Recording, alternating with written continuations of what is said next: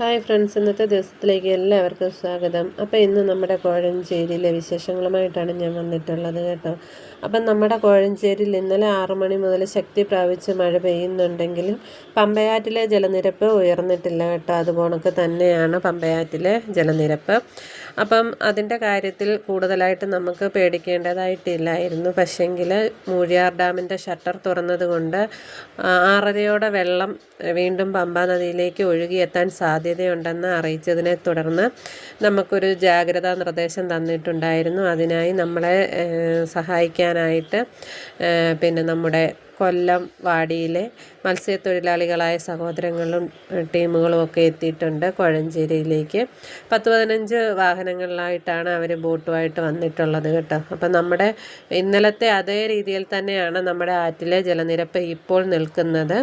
അപ്പം ഇനിയും കൂടാനുള്ള സാധ്യതയുള്ളതിനാൽ എല്ലാവർക്കും നിർദ്ദേശങ്ങൾ കൊടുത്തിട്ടുണ്ട്. ആരും വെള്ളത്തിലിറങ്ങാനോ അല്ലെങ്കിൽ എല്ലാവരും സുരക്ഷിതമായിട്ട് അവനവൻ്റെ വീടുകളിലിരിക്കുക. പിന്നെ വെള്ളം കയറാൻ സാധ്യതയുള്ള വീടുകൾ, മണ്ണിടിച്ചിലുള്ളത്, അപ്പോൾ അങ്ങനെയുള്ള സ്ഥലങ്ങളിൽ നിന്നുമൊക്കെ മാറി താമസിക്കണമെന്നും ക്യാമ്പുകളിലേക്ക് മാറണമെന്നും ഒക്കെ പറഞ്ഞിട്ടുണ്ട്. അതുപോണക്ക് തന്നെ ഓരോ പ്രവർത്തകരും അവരെയൊക്കെ പോയി ക്യാമ്പുകളിലേക്ക് കൂട്ടിക്കൊണ്ടുവരാനായിട്ട് പോയിട്ടുണ്ട്. അപ്പോൾ ഒറ്റപ്പെട്ട് കിടക്കുന്ന കുറേ പ്രദേശങ്ങളും കാര്യങ്ങളും ഒക്കെയുണ്ട്.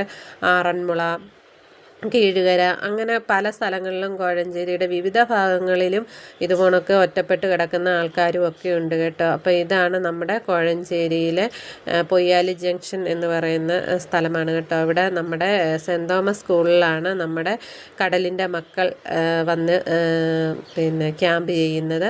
അപ്പോൾ ഇതാണ് Saint Thomas higher secondary school. ഇതിൻ്റെ ഗ്രൗണ്ടിലായിട്ടാണ്, ഈ സ്കൂളാണ് അവർക്ക് വേണ്ടി നമ്മൾ തുറന്നു കൊടുത്തിരിക്കുന്നത് കേട്ടോ. അപ്പോൾ ഇവിടെയാണ് അവർ ക്യാമ്പ് ചെയ്യുന്നത്.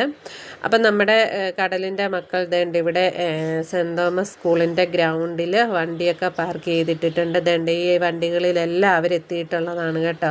ഇവിടെ 10-15 വണ്ടികൾ ഇങ്ങനെ ഏത് സമയവും നമുക്കൊരാപത്ത് വന്നാലും അവർ അപ്പം തന്നെ റെഡിയായിട്ട് നമ്മുടെ കാവലായിട്ട് അവർ ഇരിപ്പുണ്ട്. 2018 ഇതുപോണക്ക് നമുക്ക് വേണ്ടി അവർ വന്നതായിരുന്നു കേട്ടോ. നല്ല സഹായങ്ങളും ഒക്കെ ആയിട്ട് അവർ നമ്മുടെ കൂടെ തന്നെ ഉണ്ടായിരുന്നു. ഇപ്പോഴും 2026 അവർ നമുക്ക് വേണ്ടി എത്തിയിട്ടുണ്ട്. അപ്പോൾ ഇപ്പോഴും നമ്മുടെ ഇവിടുത്തെ അവസ്ഥ വെച്ച് നോക്കുവാണെങ്കിൽ മഴ നല്ലതായിട്ട് കനത്തുകൊണ്ടിരിക്കുകയാണ് കേട്ടോ. അപ്പം പിന്നെ നമ്മുടെ പ്രവാസികളായ സഹോദരങ്ങൾ ഒരിക്കലും പേടിക്കേണ്ടതായിട്ടില്ല. കാരണം ഇവിടുത്തെ നാട്ടിലെ വാർത്തകളൊക്കെ കാണുമ്പോഴും കേൾക്കുമ്പോഴും ഒക്കെ അവരാണ് ഏറ്റവും കൂടുതൽ പ്രയാസപ്പെടുന്നത്. കാരണം നമ്മുടെ നാട്ടിലുള്ള ഒട്ടുമിക്കരും എല്ലാവരും സുരക്ഷിതരായിട്ടിരിക്കുന്നു. എല്ലാവരും നമുക്ക് വേണ്ടി സന്നദ്ധമായിട്ട് ഇറങ്ങിയിട്ടുണ്ട്. അവിടെ ഒരു ഇതും നോക്കാതെ തന്നെ നല്ല പ്രവർത്തനങ്ങളാണ് നമുക്ക് ഇവിടെ നടന്നുകൊണ്ടിരിക്കുന്നത്. അപ്പം പ്രവാസികളായ ഒരു സഹോദരങ്ങളോ സഹോദരിമാരോ ആരും വിഷമിക്കേണ്ടതായിട്ടില്ല കേട്ടോ.